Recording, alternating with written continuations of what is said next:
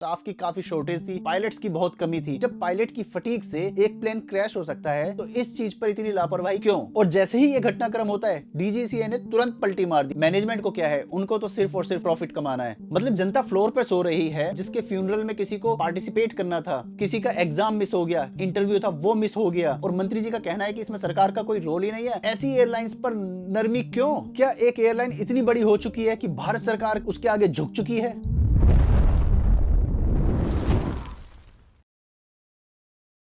भाई और बहनों, आज मैं आपके सामने एक ऐसी सच्चाई लेकर आया हूं जिसे एयरलाइन इंडस्ट्री कई सालों से छुपा रही है। दोस्तों, जब भी आप कोई फ्लाइट का टिकट बुक करते हैं, आपको उम्मीद होती है कि जो आपका पायलट है वो काफी स्किल्ड, काफी ट्रेंड होगा, लेकिन सच्चाई कुछ और ही है। कई बार वो पायलट थका हुआ, बल्कि ये कहें काफी थका हुआ होता है। दोस्तों, हाल फिलहाल में जो इंडिगो का घटनाक्रम हुआ है उसके अंदर मालूम पड़ा है कि वहां पर स्टाफ की काफी शॉर्टेज थी, पायलट्स की बहुत कमी थी। और दोस्तों, ये स्टाफ की कमी तब है जब इंडिगो ने खुद इंटरनली कई बार इस चीज को रेज किया है कि उन्हें और पायलट्स की रिक्वायरमेंट है। लेकिन मैनेजमेंट को क्या है, उनको तो सिर्फ और सिर्फ फायदे से मतलब है, उनको तो सिर्फ प्रॉफिट कमाना है। दोस्तों, अगर आपकी मेमोरी अभी भी उस प्लेन क्रैश को याद कर सकती है तो याद कीजिए कि उस समय जो न्यूज आई थी वो यही आया था कि शायद ये जो प्लेन क्रैश है पायलट की थकावट के कारण हुआ होगा या पायलट की फटीग के कारण हुआ होगा। दोस्तों, सवाल ये है कि जब पायलट की फटीग से एक प्लेन क्रैश हो सकता है, काफी लोगों की जान जा सकती है, तो इस चीज पर इतनी लापरवाही क्यों? उससे भी बड़ा सवाल यह है कि सरकार ने इस घटनाक्रम से पहले इंडिगो पर पायलट की शॉर्टेज को लेकर कोई एक्शन क्यों नहीं लिया? दोस्तों, बात करेंगे डीजीसीए की। डीजीसीए आखिर है क्या? डीजीसीए जो है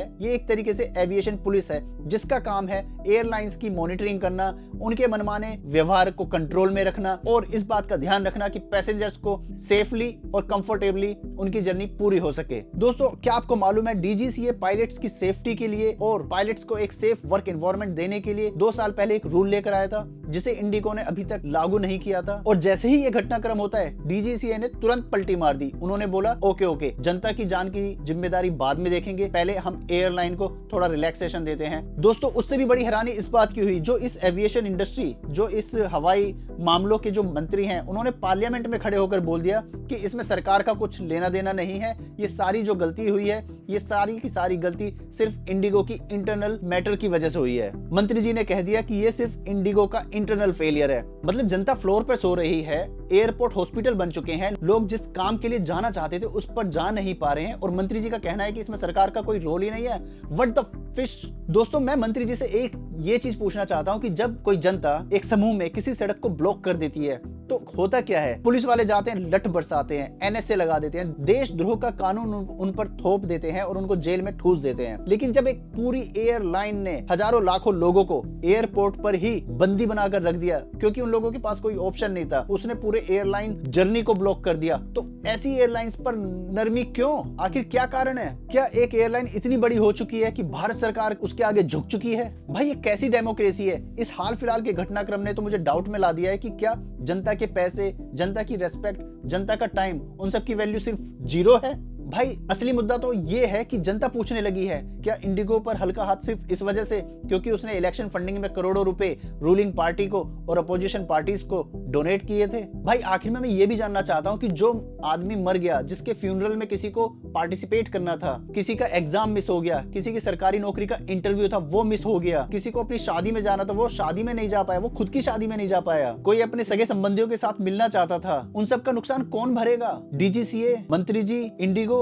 या रूलिंग पार्टी? जाहिर है इनमें से कोई नहीं भरने वाला। जनता हमेशा से मूर्ख बनती रही है, ऐसी बनती रहेगी। दोस्तों, अगर आप भी किसी तरीके की ज्यादती का एयरलाइन की तरफ से शिकार हुए हैं तो आप मेरे को कमेंट सेक्शन में जरूर बताइए। मेरे इस वीडियो को ज्यादा से ज्यादा शेयर कीजिए और मैं चाहता हूं कि हम सब मिलकर एक मांग करें इस सरकार से कि हमें एक इंडिपेंडेंट स्ट्रिक्ट एनफोर्समेंट एजेंसी चाहिए, ना कि एक डीजीसीए जैसी पैरालाइज्ड इंस्टीट्यूशन। एयरलाइंस को रूल वायलेट करने पर हैवी फाइन लगने चाहिए और जिस पैसेंजर्स के साथ ये सब हुआ है उन सबको कम से कम 10 गुना किराए का रिफंड मिलना चाहिए। पैसेंजर बिल्स ऑफ राइट बिल्कुल लेकर आना चाहिए, जहां पर पैसेंजर्स के जो राइट्स हैं उनका रेस्पेक्ट होना चाहिए और उस कानून को बहुत ही स्ट्रिक्टली इंप्लीमेंट भी करना चाहिए। Transparency in airline fair. दोस्तों, जैसे ही ये इंडिगो का कयोस हुआ, आपने देखा होगा कैसे दूसरी एयरलाइंस ने एकदम ही फेयर्स को 10 गुना 20 गुना बढ़ा दिया। तो दोस्तों, मैं यही कहूंगा कि अगर ऐसा कभी भी कयोस दोबारा होता है तो सभी एयरलाइंस एक कैप तक ही अपना प्राइस बढ़ा सके, इसको लेकर भी सरकार को बिल लेकर आना चाहिए। दोस्तों, एंड में मैं यही कहूंगा कि इस सरकार को इस बात का ध्यान रखना चाहिए कि जो पैसेंजर्स हैं, जो कॉमन सिटीजन्स हैं, उनकी जान के साथ कोई खिलवाड़ ना हो, हो, उनकी जिंदगी,